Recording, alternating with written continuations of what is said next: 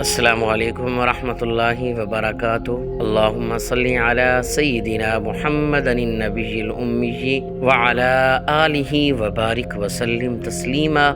آج میں اپنے تمام ناظرین کو ایک ایسا مجرب العمل وظیفہ بتلاؤں گا جو بالکل آسان ترین ہے، ہر انسان اسے پڑھ سکتا ہے، اٹھتے بیٹھتے چلتے پھرتے۔ اب ہم کوئی بھی کام کرتے ہیں تو اس کام کے اندر برکت نہیں ہوتی۔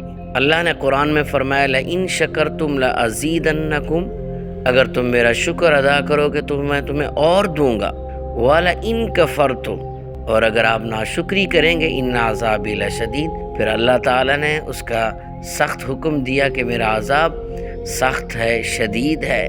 تو ہم جو بھی کام کریں، جس کام کا آغاز کریں، جس کام کو کر رہے ہیں، اگر وہ کام صحیح ہو رہا ہے یا غلط ہو رہا ہے تو ہر حالت کے اندر ہمیں یہی کلمہ پڑھنا چاہیے، الحمدللہ۔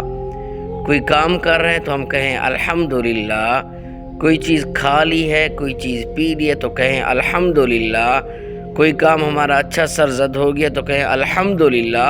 ہمیں ہر حال کے اندر الحمدللہ الحمدللہ کا ورد کرنا چاہیے۔